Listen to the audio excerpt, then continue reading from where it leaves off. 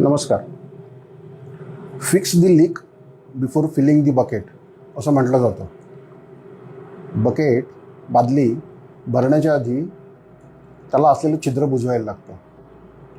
Hotel आणि restaurant व्यवसायामध्ये अशी बरीच छिद्र असतात, बरेच लिकेजेस असतात.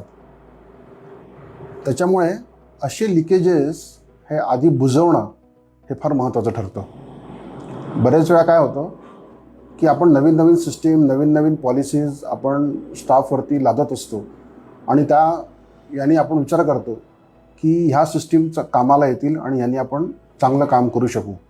पण तसं होत नाही. सिस्टीमचा आणि त्या सर्व पॉलिसीजचा स्टाफच्या डोक्यावरती भयंकर लोड होतो. तर मग हे सगळं लोड घेऊन त्यांनी त्यांचं परफॉर्मन्स करणं हे बऱ्याच वेळा डिफिकल्ट जातं. आणि मला असं वाटतं की कदाचित हे एक महत्त्वाचं कारण आहे की ज्यामुळे बरेचसे रेस्टॉरंट हे सक्सेसफुल होऊ शकत नाही आहेत. तर मग याच्यामध्ये कारण काय आलं आहे की ज्या काही सिस्टीममधले जे लूपहोल्स आहेत त्या समजा आपण आधी जर बुजवू शकलो तर त्या सिस्टीम जास्त स्ट्रॉंग होतील आणि थोडक्यात आपल्याला आपल्या वैयक्तिक आयुष्यात म्हणा किंवा व्यावसायिक आयुष्यामध्ये एखादी नवीन सवय चांगली लावण्यापेक्षा आपण जर आपली एखादी चुकीची सवय जर बदलली तर ती लवकर शक्य होते.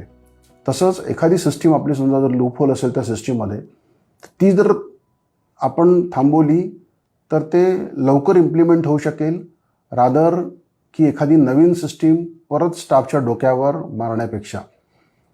तर ही जी एक पॉलिसी आहे ही आमची स्वतःची पॉलिसी आहे. आम्ही ती बरेच वेळा वापरतो आणि अर्थातच ही आली आहे आम्हाला आमच्या अनुभवातनं.